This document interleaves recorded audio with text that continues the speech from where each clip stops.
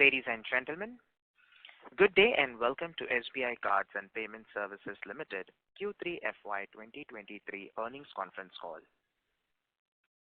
As a reminder, all participant lines will be in the listen-only mode, and there will be an opportunity for you to ask questions after the presentation concludes. Should you need assistance during the conference call, please signal an operator by pressing star then 0 on your touchtone phone.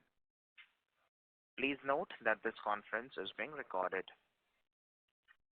I now hand the conference over to Mr. Rama Mohan Rao Amara, Managing Director and Chief Executive Officer of SBI Cards.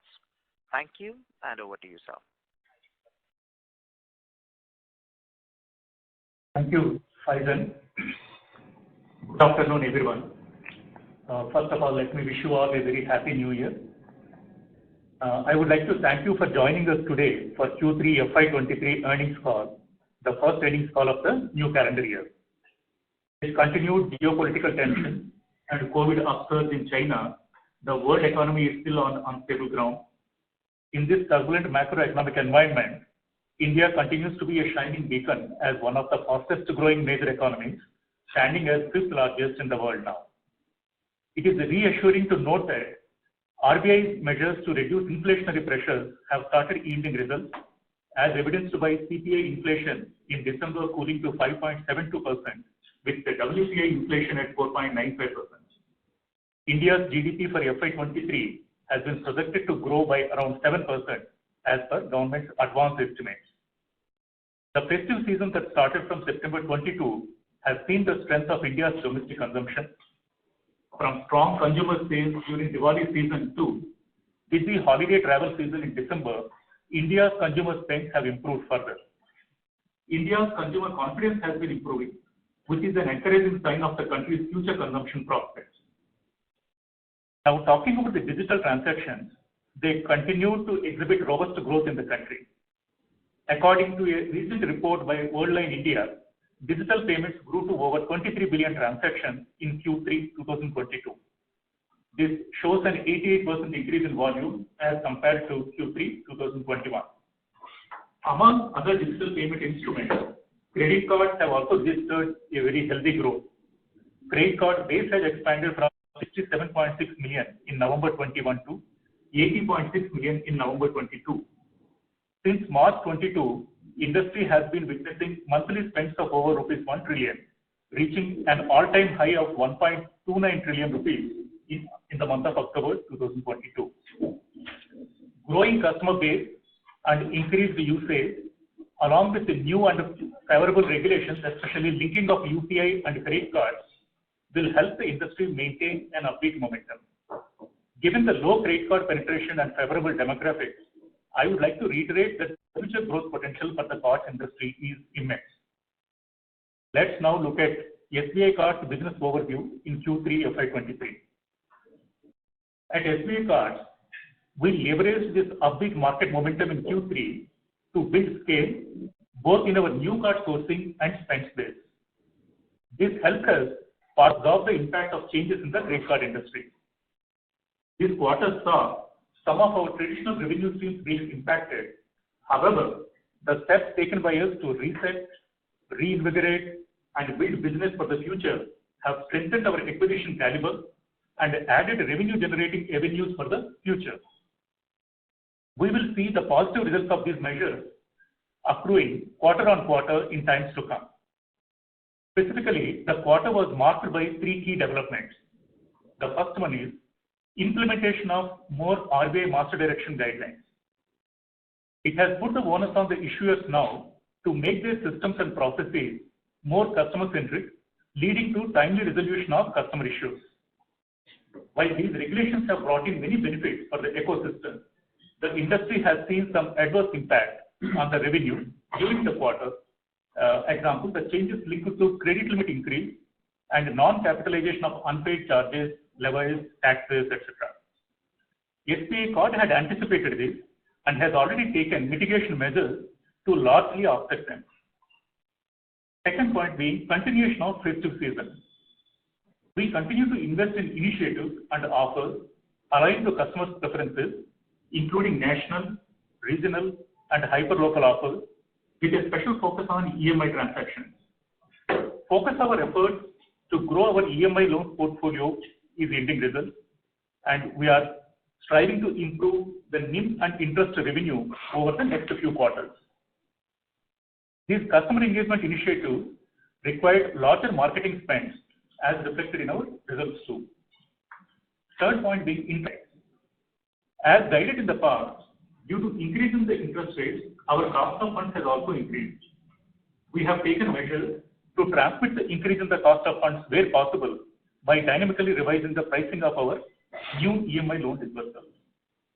Coming to specific details on our performance during Q3 FY23, I am happy to share that SBI Card continued to deliver robust business performance. The performance was a result of a sharp focus on key priorities. The first one, well-calibrated and strong customer acquisition to improve market share. We added about 1.6 million new accounts during Q3, achieving a 62% year-on-year growth, the highest ever during a quarter. Average monthly sourcing this quarter was at 5.4 lakhs per month versus 4.3 lakhs in the previous quarter. SBI sourcing was at 49.4% versus 37% in the previous quarter. We reached 15.8 million cards in force with a healthy 21% year-on-year growth. The market share for cards in force stood at 19.3% as per RBI November 2022 data. This is a result of well thought through investments in scaling up our traditional and digital acquisition. The results are visible both in terms of overall numbers and the economies of scale that we have achieved. 2 months back, we had piloted an end-to-end digital acquisition platform, SBI Card Sprint. This pilot has shaped well on expected lines, and we plan to harness its potential in a much bigger way in future. Our traditional open market and banker channels too have reached a steady state. Compared to 3 lakh cards per month earlier, our card acquisition per month now is 5 lakh cards, and we plan to maintain this run rate provided the environment is stable. This is expected to give us a net addition of 0.9 to 1 million cards in a quarter. Second, steady and sustainable spends growth. Our spends growth has been steady during the quarter. Overall spends have grown by about 24% year-on-year in Q3 FY23, reaching at another highest ever spends milestone in a quarter at 68,835 crores. Daily average retail spends is 2 times that of pre-COVID period, that is December 19, January to February 20. Retail spends have also shown strong 29% year-on-year growth at 54,562 crores in Q3 FY23. Online spends continue to be strong and contribute over 57% share in our retail spends. In point of sale too, we have seen a healthy growth across key spend categories, including consumer durables, apparel, furnishings, and jewelry. Travel-related categories have grown at 32% year-on-year, driven equally by online and POS. Corporate spends stood at 14,273 crores in Q3 FY23 with around 10% year-on-year growth. As per RBI November 2022 data, our spends market share stands at 18% for FY23. The third pillar, engaged and active customers to build earning assets. Our strategy of offering fee-based card has been vindicated during the past few months. Today, we have a strong base of engaged and active customers. Our spend active rate continues to be at 50% plus. Spend per average card has grown to rupees 1.79 lakhs in Q3 FY23 from rupees 1.72 lakhs in Q3 FY22.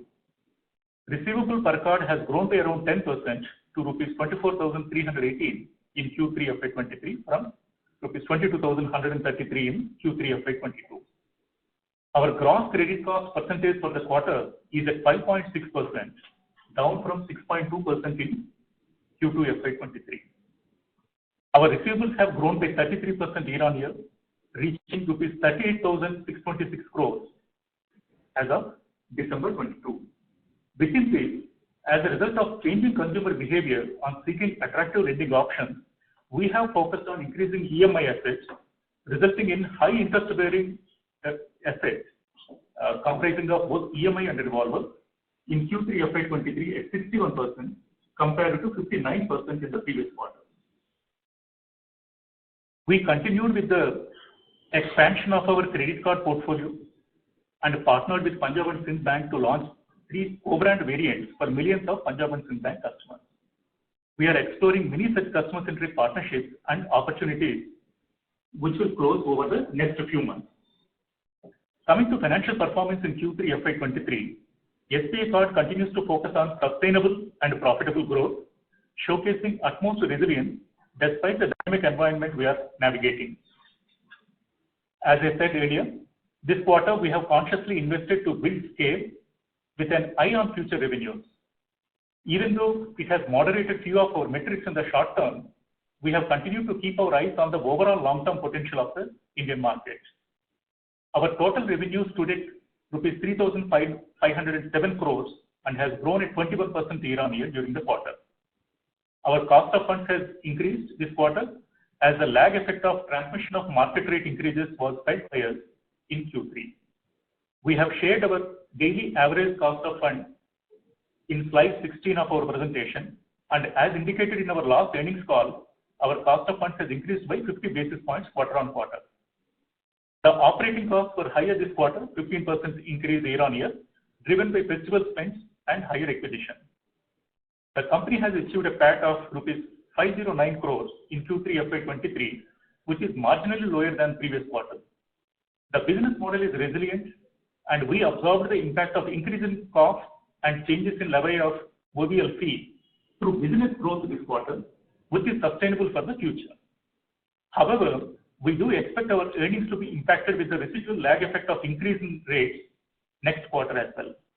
Cost is expected to increase by another 30 to 40 basis points in Q4, which can be largely offset through judicious pricing of new loan disbursements.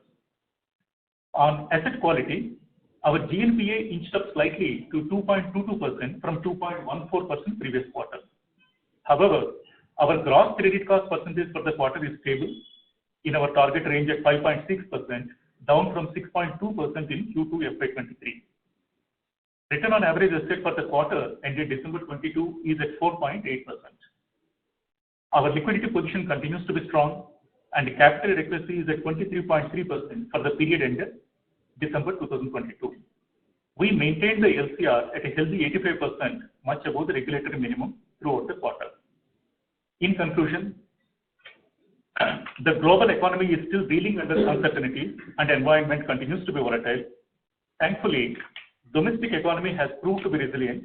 Certain macroeconomic indicators are encouraging. We at SBI Card have taken measured decisions and initiated actions to ensure meaningful and sustainable growth while ensuring that we continue to generate value for all our stakeholders, including customers, investors, and shareholders. So, Faizan, now we are open for questions. Thank you very much. We will now begin the question and answer session. Anyone who wishes to ask a question may press star and 1 on their touchtone telephone. If you wish to remove yourself from the question queue, you may press star and 2. Participants are requested to use handsets while asking a question. Ladies and gentlemen, we will wait for a moment while the question queue assembles. Ladies and gentlemen, in order to ensure that the management is able to address questions from all participants in the conference, please limit your questions to 2 per participant. Should you have a follow-up question, we would request you to rejoin the question queue. The first question is from the line of Dhaval from DSP Mutual Fund. Please go ahead. Hi, sir. Thanks for the opportunity. I had 3 questions. First is relating to your comments on, the cost of fund increase of 30 to 40 bips next quarter. Could you just give some perspective on margins as well? So we reported about, I think, 11.6% margin this quarter. Do you think they've bottomed out?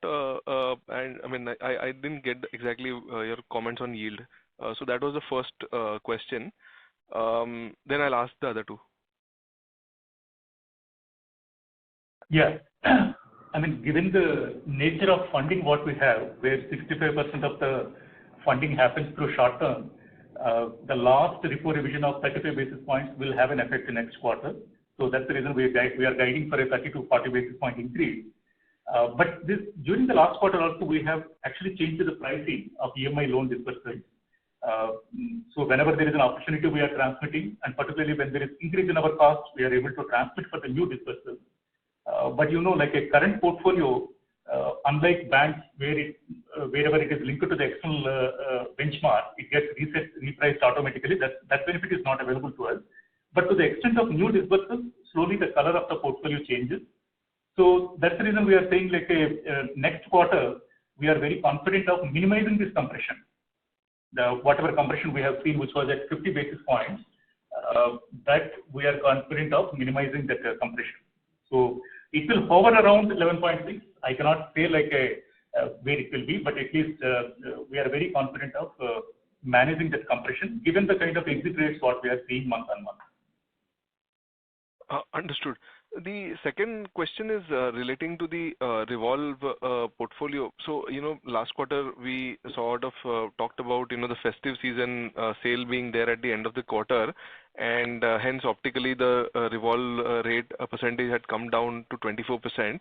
And you said that we need to see about 45 days to 60 days, time frame to see, how the trends sort of play out. So could you just give some perspective as to why the percentages have not gone up, some color around that?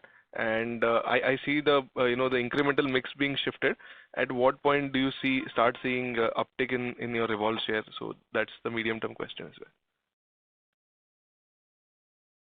Yeah, I think when you look at our revolver and perhaps compare it with other players as well, I think our revolver share at 24% constitutes roughly around 65% of the level what we used to see pre-COVID. I think at least our estimates, our information says this is in line with the rest of the major players as well. But having said that, we have taken several measures. It's a fact that actually some of the such kind of self-employed customers who used to contribute to the revolver share, higher revolver share, the 9% of the portfolio was washed out, and the remaining certain portion was actually that hardship rules were extended, which now hardly RBRE hardly constitutes any kind of a percentage of the overall share. But last couple of years, we have been increasingly evincing higher risk appetite. Particularly, we are increasingly targeting segments like NTC, NTCC. We are also targeting younger and self-employed segments. In fact, we have given in the deck as well. 36% of the new sourcing is coming from a younger population with an age of up to 30 years. Similarly, self-employed constitute around 34%. We are confident that things will improve in future. But within the quarter, when we have seen October month was a further dip as compared to September, but November, December again the revolve rate. This is the metric which we watch closely internally. That has come back to pre-festival what we used to see. So this is giving confidence that this will improve in the times to come. But as rightly said, we are of course leveraging the EMI portfolio that continues in order to optimize the interest revenue. We will continue to harp on further increasing the share of EMI loans. So Dhaval, just to add, increase in revolver is looking sticky at this point of time, because after festival we were also looking at the customer behavior, that the incremental asset spends have happened, and how do you get them converted into a interest bearing asset. So obviously there was an action at our end also where we also pushed and did a lot of programs for the customer to convert into a installment lending asset, and you can see the results of that. If you look at, and this is just to give you some numbers. So, for example, if you look at on a year-on-year basis, if our asset has increased by, let's say, almost, I think interest-bearing asset overall has increased by almost 35% or so, okay, on a year-on-year basis. Right. When you look at it, it is the majority of the asset growth, interest-bearing has happened in the installment lending, which is almost close to around 48 to 50% growth is what we see there. The balance, when you're looking at even the revolver asset or the transacting asset, revolver asset is growing by almost close to 19%, 20%. So that's the range that it's growing. So, and that is the range in which the transacting asset is growing maybe a couple of percentage points more. So if you take out the growth of asset, if you take out the whatever we have put into the installment lending, the balance revolver and transactor are broadly growing at the transactor maybe a couple of 2-3 percentage points higher. Now the choice the way that we are looking at is that we find interest bearing asset from the installment lending far more stabler. It causes lesser amount of losses at a low. Gets us more sticky customers. So if it continues to happen and we push for it, we are quite okay with it. So our view is that we would push more for this installment lending asset to go with. Yes, it has a bearing of, because it does not come at a 42% interest rate. So you will look at that interest income from that perspective. But this is how we are looking at the portfolio growth. If revolve comes on with a due course of time, it comes. If it comes, very good. But we are looking at it like this. Got it. Thanks. And just last question is on the cost to income. So, like you mentioned in the previous call that given the rise in cost of funds and the other, hits relating to RBI, circular changes, the cost to income was supposed to move to about 57.5 to 58.5% for FY23. Do you still hold the guidance? I see the first 9 months is about 59.3. So just wanted to reconfirm on that.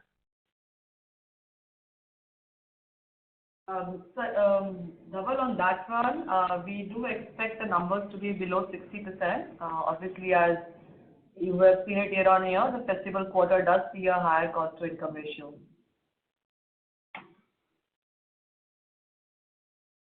Okay, thanks.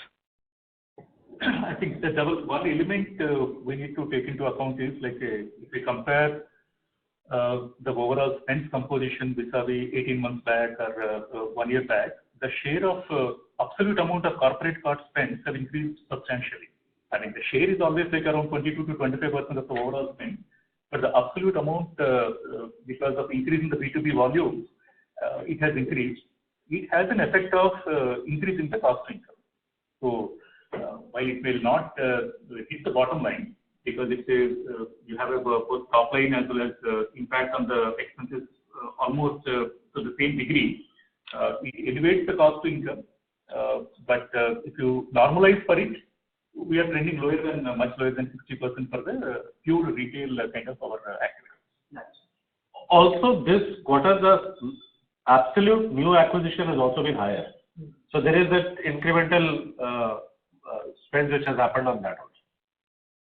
Right. So sorry, just a very quick clarification. So normally in 4Q, we see about 5 to 7% kind of sequential decline in cost compared to the third quarter because of the seasonality.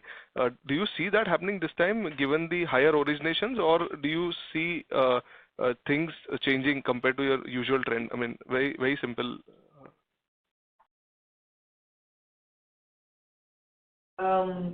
We do see a moderation in the cost to income ratio. I think there are two elements that both Girish and Sir have called out. One is the corporate spends having gone up in terms of absolute value. So therefore, I don't think we'll see a 6 to 7% drop, but definitely the fact that it is going to be a non-festival quarter, the cost of acquisition will stay. Some of that element will still stay in quarter 4, but the festival spends being out, the one-off seasonal spends being out, we will see a moderation in the cost to income. Got it. I was referring to absolute cost, but I get the point. Thank you and all the best. Thank you. Thank you. The next question is from the line of Ajit Kumar from Goldman Sachs. Please go ahead. Thank you for taking my questions. So firstly, recently you have made few changes in terms of reward points and charges. Reward points have been reduced by half on online expense done on Amazon. Processing fee has been increased on all merchant EMI transaction, and processing fee has been introduced on all rental payments. So any calculation that you have done internally, how much positive impact it would have on the bottom line? And would it be sufficient to overcome the decline in fee income coming from reduction in over limit fee? So actually, two changes that you said is correct. The third one I'd like to clarify. The Amazon 10x has come down to 5x, but that is only on Simply Click card. Not on rest of that change. It does not impact any other card. Simply Click is a large portfolio. We have more than 1 million plus cards there, but that is one portfolio where there is impact. The second that you're rightly saying, we have put processing fee and we have put some other changes in the reward points. But those are changes where we are basically where we were looking at either discouraging double dipping of benefits by the customer. So the essential moot point there is wherever the customer was getting for the same spends different kinds of benefits together and it was becoming more, that is where the double dipping is being stopped. Apart from that, there is no other changes that we have made. This will give some benefit on the bottom line, but not sufficiently to compensate for to compensate for the entire loss that we have on the changes around the OVLP level. Okay. Thank you. And the second question is on the new sourcing mix. Proportion of new sourcing coming from Cat B within salaried segment has jumped substantially in the last few quarters. So what is the profile of these customers, their income level, etc.? And along with this new sourcing coming from tier 3 city, under 30 age bracket has also increased. So do you think this will lead to higher credit costs later on compared to 6 to 7% that we have seen in steady state? So a lot of the Cat B and all that is just an expansion that you see. I don't, also the banker proportion goes up, we see a lot more of those. However, in terms of delinquency, the criteria takes a lot of that into account. Just because they're from tier 3 doesn't mean that the delinquency of that portfolio is higher, because I think the one thing that changed is that the collection abilities are fairly in line.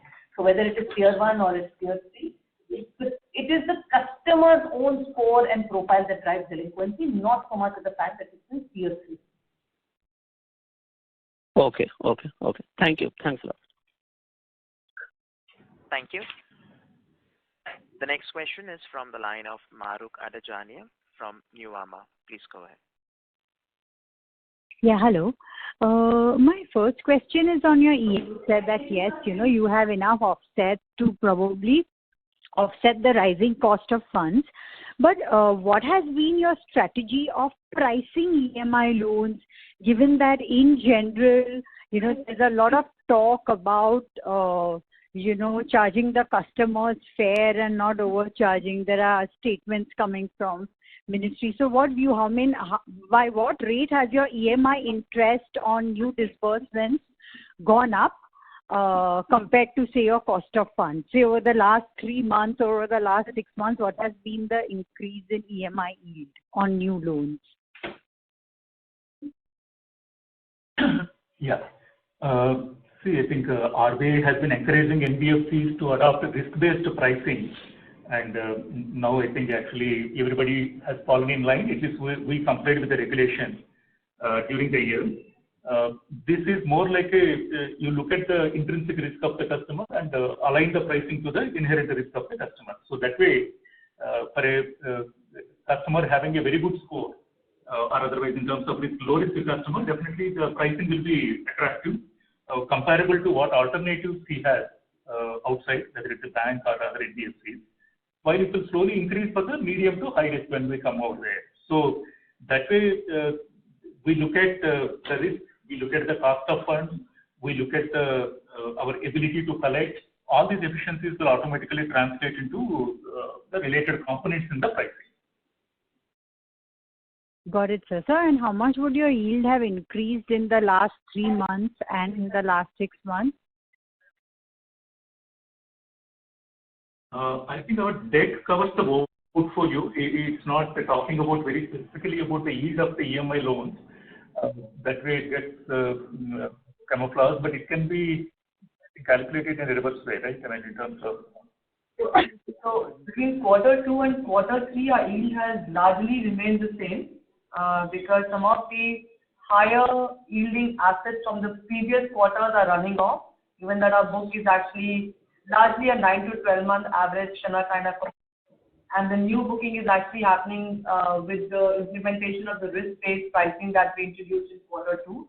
So the yield quarter to quarter has been steady at about 16.4% overall. Got it. Perfect. And the other question I had is on your credit cost. So what do you see as a normalized level of credit cost? Are we there? Is there or a normalized level of delinquency? Because these are now the best times for the sector as a whole, right? So I think we've been talking about it. It's better to look at a credit cost on a range basis because there are some quarter movements that will happen. And I think that's the number we've been giving in the past, that we should be around 6%. We used to be 6.5% pre-COVID. Around 6%, 5.75, 6.25, that range is what we are comfortable with. got it. Perfect. Thank you so much. Thank you. The next question is from the line of Piran Engineer from CLSA. Please go ahead. Yeah, hi. Thanks for taking my question. Firstly, on rental spend, since we started charging 99 rupees, just wanted to understand, how the experience has been in terms of customer stickiness. Have we seen a decline in spend? And does that come in your spends-based fee or instance-based fee? So this processing fee we started charging from 15th of November. So this quarter you have almost 45 days benefit of it into it. We have not seen any impact by charging this fees as of now. So we have, in fact, some people have, it's gone through almost now 75 days because it's been 25 days after the month end also. So we have not seen any change, and it goes into instance-based fees. So then what explains the higher interchange in this quarter? So if I take spends-based revenue divided by spends, is it just because corporate spends have gone up? So two things are there. There is, while the online spends have also been higher in this quarter, so but it is similar to the last quarter, so that way online spends do give you higher interchange. Corporate is higher, so that corporate has also increased and added to the interchange percentage. So it is, and thirdly, the travel has also gone up, which we have been talking about. So Q3, we have seen an increase in the travel side in the month of November, December. So these three have led to the increase in interchange. It's not very high, it's marginal, but it has increased. Got it. Okay. And my second question is, last year our instance-based fees were about 1,800 crores. And if you could just give us a broad breakup, that 400 crores or so is OBL. What about the remaining 1,400? What does that look like? So we have not given the breakup of instance-based fee, but there are major fee components are there. Late fee is also one of the components in that one. You have forex conversion fee. There is a processing fee which is levied there, which is also a component. OVL, as talked about, was also a component. So there are other such fees. Now, as we just talked about, the processing fee on rentals is a component. I think EMI processing fee will also go there. So there are other components to it. There are multiple of those. We have not given a breakup of these lines. Got it. Fair enough. Okay, that's all from my end. Thank you. Thank you. The next question is from the line of Param Subramanian from Macquarie. Please go ahead. Yeah, hi. Thanks for the opportunity. My first question is, this quarter we've seen an increase in the NPA without seeing corresponding increase in the revolvers. Could you explain how that is happening? Because logically one would assume that the customer should revolve first. So why are we seeing an uptick in NPAs without seeing a corresponding movement in revolvers? So Param, the account first becomes a revolver, then becomes an NPA. You're right, but some of the transactors also move into NPA by not paying up. So that's just the route by which it becomes NPA. I think, and that's what we've been saying, we have to look at it from a range perspective. Okay, our number pre-COVID, when our revolve rate was very high, was in the range of 2.5, 2.6. I think it was a quarter we were almost 2.7. The number to look at is right now, again, look at NPA also from a range perspective. Don't look at it as an absolute number, if you look at it, we are still with the increase at 2.2, which is much lower than what we used to be. You have to look at the credit cost, the NPA, and the ECL all together. Okay. If you look at our ECL, which is more like the quality of portfolio metric, which is my expected credit loss, if you look at it, that again is down to 3.3, and that's actually sequentially better from last quarter as well. Again, that number pre-COVID was in the range of 3.6, 3.7. So overall, the portfolio is trending in the way that we are comfortable with.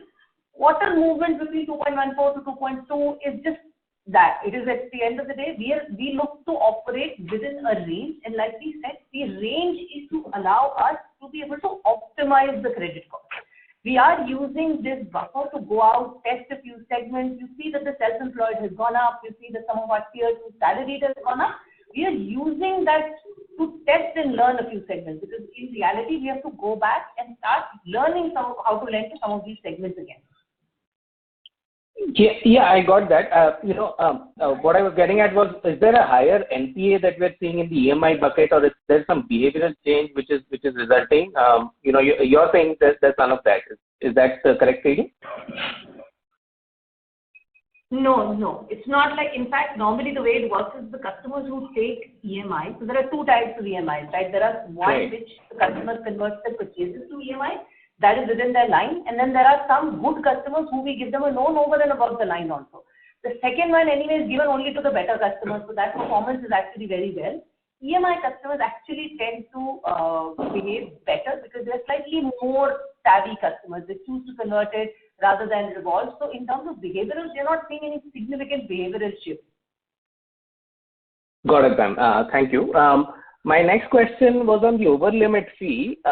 So I think you're showing in your profit walk that 81 crore of PAT impact is due to the over limit fee. So this is a post-tax impact, right? So at a fee level, it's higher, right? So is it right that we've lost the largely almost the entire over limit fee, and are we going to recoup this amount, some amount of this going forward? Or is this, on a quarterly basis, is this something that, this 80 crore of, bottom line impact, is this something that we are going to work with going forward as well? So recovery, and you're right, so the majority of the over limit fee seems to have has not come back. Recovery is hardly anything. We have tried a lot of action in terms of taking consent from the customers and other things. However, as of now, for last 2 quarters, because this particular impact has started to come in from 1st of October itself. So when we see the impact for the full quarter and even January, the recovery is not much. Got it. Thanks. One last question, if I can squeeze in. Is it right that rental spend would be 10 to 12% of your total spend? Is that ballpark number correct? Thanks, everyone. So we've not given the weightages, but it is slightly higher than the number that you stated. Okay. Thank you, Girish. Thank you. The next question is from the line of Shubhranshu Mishra from Phillip Capital. Please go ahead. Hi, sir. Thank you for the opportunity. A couple of questions. The first one is on the total number of cards that we've been issuing either on a monthly basis or on a quarterly basis. Is this largely to do with the activity regulations that we have been put in? And actually, the net issuance would come off by a huge margin, which is why we are issuing close to 5 to 6 lakh cards. That's the first point, sir. And second is, can we please give the average balances for EMI, revolver, and transactor? Thanks. To answer your first question, whether we are only aligning this increase in the volume to take care of attrition, we have also stated we would like to continue this run rate, right? I mean, we said we would like to continue to operate at 5 lakhs. We have such a natural attrition. In fact, the target is in the past we guided the guidance was to say we are targeting a 300,000 net addition per month. So rather we are now increasing it to 1 million. So we will operate in a broad range of 0.9 million to 1 million of net card addition in a quarter. That will be the broad range in which we will work. Thank you, sir. And the second question, sir? So while we have not declared exact balances, average balances, but I can tell you the people who are revolving, their average balances are higher than average. Even the installment lending is close to the average balance that you see there. That is where it is. Transactor balances are slightly lower, so that's how it, basis on weightages, it works out. We have not given the exact numbers, declared exact numbers for these. Right. So, and if I can squeeze in one last question, sir. When slide number 10, where we give out the spend categories, is it that the online spends have higher ticket sizes, which is why despite the POS spends growing slightly faster, the total spends are not growing as much? No, you are making that estimate because you don't have the weightages of these categories. Okay, it is not so.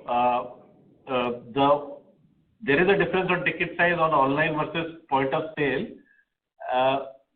If an offer is running, so when you run those 10% cashback offers, then you get a higher ticket size on online spends because there the minimum qualification level itself is 7,500 to 8,000 or so. Okay, so that skews the whole thing. Otherwise, in a normal day, when no offers are running, it is broadly similar. So that is point one. The second thing is when you see this number here, it is actually in the interesting part here is I wanted to highlight was that in last quarter, because festival season was divided into Q2 and Q3, the online spends on an overall basis were broadly at the same value. The increase has majority come from the point of sale spends. Right. Sure. Thank you. Best of luck. Thank you. The next question is from the line of Gaurav Kochar from Mirae Asset. Please go ahead. Yeah. Hi, sir. Good evening. So a couple of questions. Firstly, I think this earlier participant also asked, so just wanted to cross-check. The instant base fee is down around 80 crore quarter on quarter, and on a gross basis, I'm assuming the impact of over-limit charges is about 100 crore. So is it fair to assume that all the new fees that you have introduced during the quarter amounted to around 20-25 crore?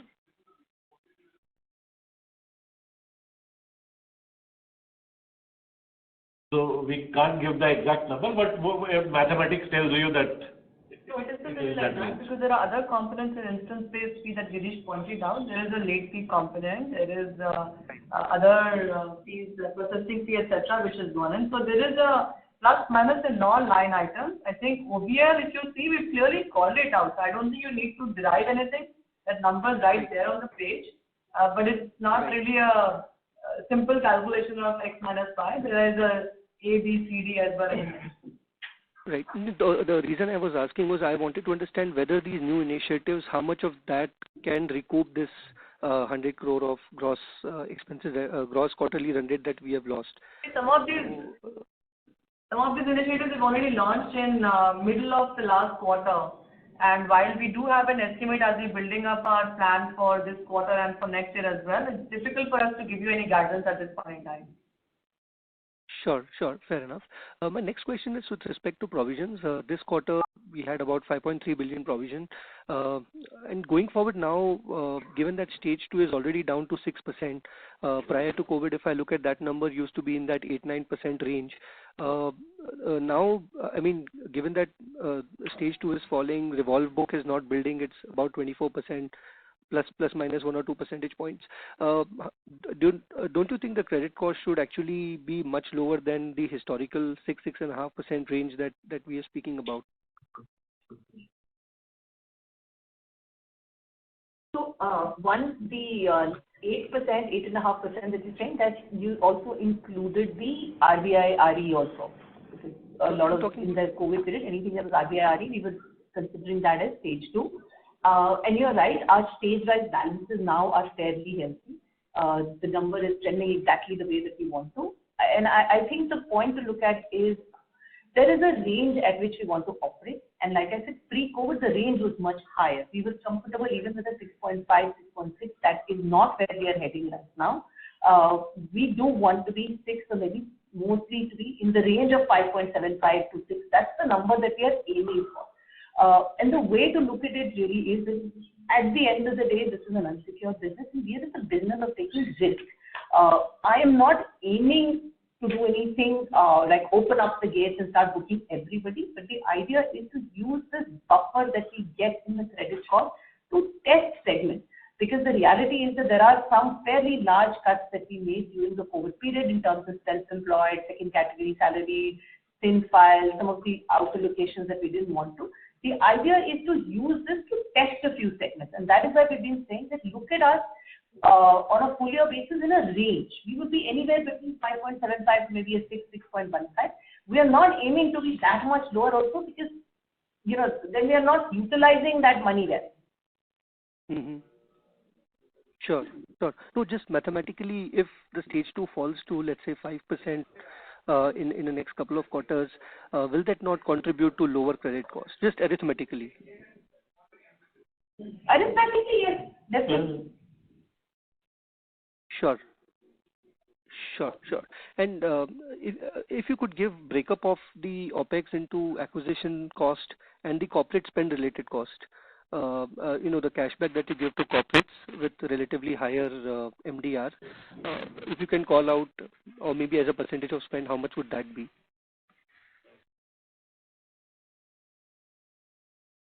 So just there again, you want the breakup of the OPEX between the acquisition cost and the corporate spend related OPEX.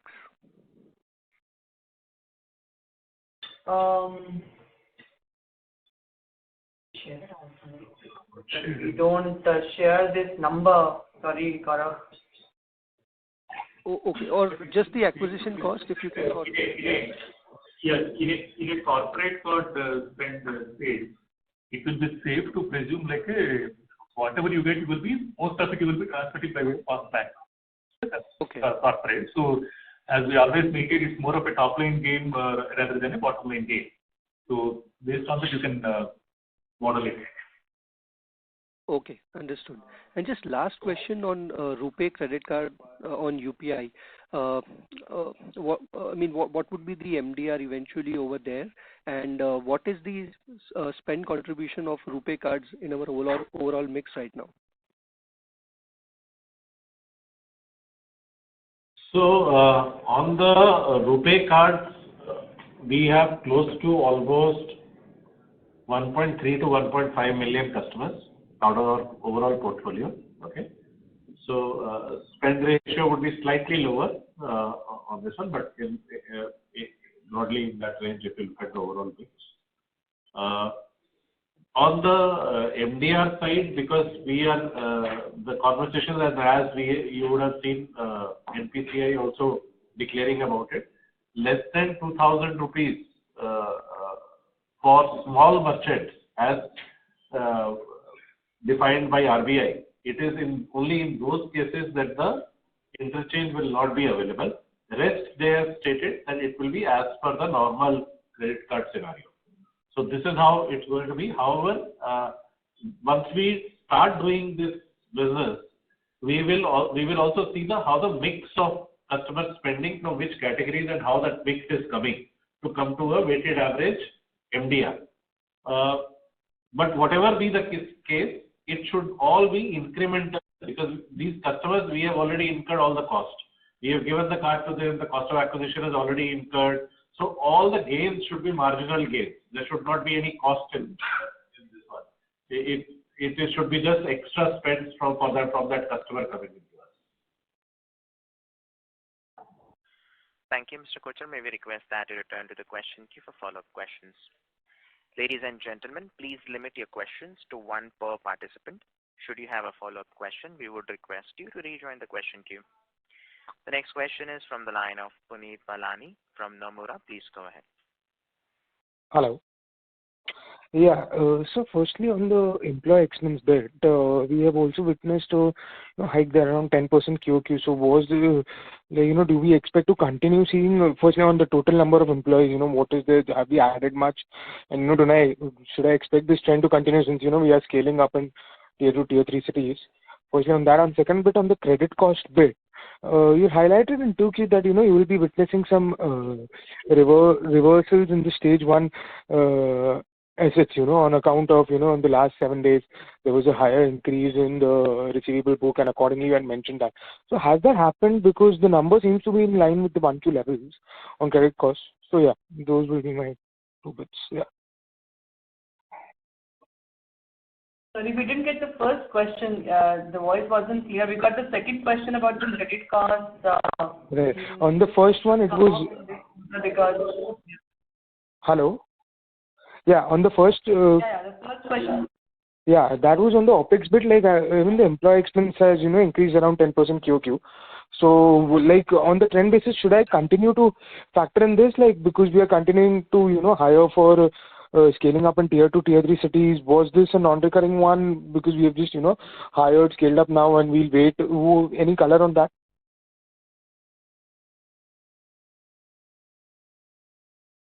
So I'll take the second question first, and we'll come to the first question later. So if you recollect, one of the things we said about the last quarter 6.2% is that a large part of the spend happened towards the end of the quarter, and there wasn't enough time for it to get billed, get converted to EMI, and get paid off. And that's why we have seen a sudden increase in the stage one in terms of that. Overall, if you look at that number, we are actually down to 5.3%. What we've seen this time and the way that the LEA has grown is a little bit more even in this month. So, the spend happens, it gets billed, it gets paid off, and that's why you see a little bit of that normalization of the credit cost. I think the stage one will not come down because as the NEA will increase, majority of that will go to stage one only. Okay. Our distribution is what we try to manage, and like we said earlier, the 92% of our book is right now sitting in stage one. Okay, and that is one of the best distributions we've had even historically. Okay. On the first question, if I get it right, your question is that the employee cost has gone up 10% quarter on quarter. You are asking us, will this continue to grow in this quarter as well, in quarter 4? Is that the question? Yeah. Okay. So our employee cost is really I think it's dependent on the number of cards that we're acquiring because that's where the large population of our employee cost sits. So I've already guided you in terms of how the card acquisition is going to be in quarter 4 for us. I think that should give you an indication that we more or less kind of, at a level where the number of resources we need for that kind of an acquisition is there with us. Okay. Yeah, right. Okay. Yeah, that's it from my side. Thank you. The next question is from the line of Shweta Daptardar from Elara Capital. Please go ahead. Thank you for the opportunity. I have 2 questions. So my first question is, while we have buffers on credit cost, then why still the emphasis on EMI segment versus revolver? And secondly, if you could throw some unit economics on the newly launched SBI cashback card, so how it must have translated into potentially new customers, and if there is any ROA dilution seen now. Thank you.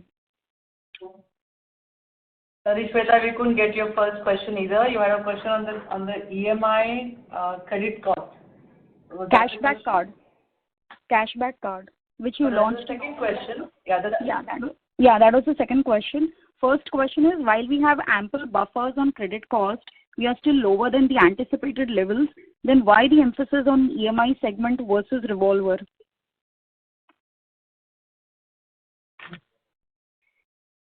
So Shweta, an EMI is something that you can tell the customer and he will take the EMI offer. Okay. Revolve is a behavior that the customer chooses to do. Okay. What we can do, and that's what I said when we said we use the buffer, is we try and test new segments. We're trying to get in self-employed. We're trying to get in some of the thin file customers that we were not getting in. We're getting some of those customers whose propensity to revolve is higher. Again, the point is propensity to revolve. I cannot guarantee that they will revolve or they won't revolve. What we have done is we've taken a conscious decision to say, rather than having no interest income, at least we will sell them an EMI product and get some degree of interest income. So it's a 0-1 thing. Revolve is something that will happen over a period of time. The customer chooses to revolve. I can only bring in those kind of customers. But EMI is something that I can actually and get customers to convert to. Yeah, fair point. Second question. On your second question on the cashback card, we are building a portfolio as we stated last time. So for the first 50,000 accounts that we have got on cashback card, we have seen excellent spends. They are upwards of 25 to 30,000 rupees per month. We are also seeing very good activity behavior. Those customers, we see almost 80 to 85% of the customers using the card every month. They are using the card both for online as well as point of sale. While ROA and ROE and those metrics are slightly into the future, but all the early metrics that we are seeing for these customers are wonderful. So we will keep an eye because we also want to see how the installment lending behavior and the asset building behavior of these customers is going to be. So we will keep you people posted. Sure, thank you. Thank you. The next question is from the line of Manoj Oberoi from Yes Securities. Please go ahead. Yeah, sir. So the first question is on the receivable mix. So you've given the receivable mix on a closing period basis. Can we get it on an average basis for the quarter? Average basis, the receivable number? Is that? Yeah, the mix between EMI, revolvers and transactors. I take your feedback, Manoj, but let's just think through this. Okay, and just the second part is on on the corporate spends, right? So the last quarter we called out that we will be selective here and we will avoid non-remunerative, less remunerative business. But in this quarter, we have seen corporate spends, coming back quite strongly. So what is our stance here?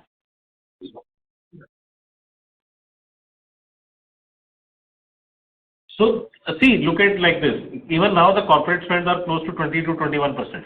Okay, and we have always stated that we will not go beyond 25 and say between 22 to 25 to maintain market share as well as the overall significance in that space. So while we continue to look at more profitable segments in that, wherever we are able to make some margins, look at some large customers, wherever we have more relationships so that we can get more actual travel and entertainment spends, and where we have deeper relationship with our customers. So that is where we are looking at some of those customers, and we will continue to maintain it between this ratio. Okay, thank you. Thank you. The next question is from the line of Anand Dama from Emkay Global. Please go ahead. Yeah, thank you, ma'am, for the opportunity. So basically, one first question that I had was that I think ICICI Bank has a tie-up with Amazon, and a lot of other players also have tie-up with a lot of these large e-com players, where you tend to get a lot of these EMI transactions onboarded. Any plans to have such tie-ups with the e-com players?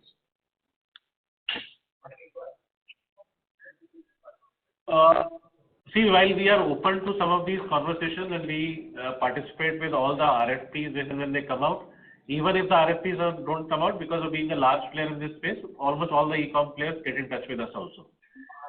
We will participate, but we also want our profitability metrics to be met on some of these counts. Okay, so we already, as you know, we have launched a cashback card, which is a proprietary card for us, specifically targeting these segments. And the nature here was that if we have to give it to a partner, then might as well share that benefit with the customer itself, so that the customer comes onto our STP journey and applies on their own. So that is the model that we would look to follow. However, if we get a partnership which is at the right profitability, matches our customer profile and brand, we would definitely get it. Okay. But do you suggest that the tie-ups that basically some of these banks have with the e-com players, the overall profitability on those cards is relatively lower than what typically you have for your cashback card? I won't be able to comment on that portion because I don't know what they are doing. But one thing is definitely there. that when we had looked at some of these partnerships in the past, at least with the large e-commerce players, it was very difficult to find profitability there. Okay. Okay. Lastly, we have seen a series of attrition in the top management. Any new development over there? Any hirings that we are doing to replace those people? Yeah. I said last time, the selection process is on, and at the material time we will make announcement. So, I mean, as we have filled the position of CFO, so will be the case with any other vacancy. So we will update, we will apprise you as and when there is a material development. Sure. And should we expect at least a CRO replacement in next 3 months or so? Yeah, in fact, endeavor is to get the new person much earlier, but it all depends upon how it transpires. So we will let you know. We will let the larger ecosystem know as and when the material event happens. Okay. Thank you, sir. Thank you. We'll take the next question from the line of Sagar from Anand Rathi. Please go ahead. Hello. Yeah, thank you for the opportunity. My first question is on the opening commentary where you all said the traditional revenue streams have been impacted and you all have consciously built scale with eye on future revenue. If you could, throw some color on that. And the second question is some data keeping question with regards to the overall mix, overall in terms of cards and posts mix split between salaried and self-employed. Thank you. I think this first aspect we have elaborated, we have discussed, where we talked about like a major portion of OVL we haven't seen as a clawback or anything. At least for the near future, it looks like a major part of it we will not be able to reclaim. And we also talked about a couple of other measures which have kicked in from the mid of last quarter in terms of some introduction of processing fees, the rental transactions, and then processing fees with some EMI transactions for a particular tenant, and also cost rationalization or reward point rationalization where it makes sense. So that is what we said. And of course, I mean, these are not deterring us from focusing on leveraging the opportunities available. That's the reason we stay invested and we are making investments for the future. We found a good opportunity to grow last quarter because Banca again started contributing very well. I think they came back to it because we always desire a contribution of 50% from both the channels, and that we were able to accomplish last quarter. And of course, with focus being increasingly on the acquiring the customers through the digital channels. So for that, whatever products need to be launched, we will launch, and whatever marketing we need to do, we will do. So that is what we said, like through a growth focused strategy, we will try to overcome all these headwinds. That is what we said. Okay, and the second data keeping. Your second question was around the breakup of cards in force in terms of salaried and self-employed. We used to show so I think even in terms of from a SIP perspective also, the self-employed would be around at least as of 31st.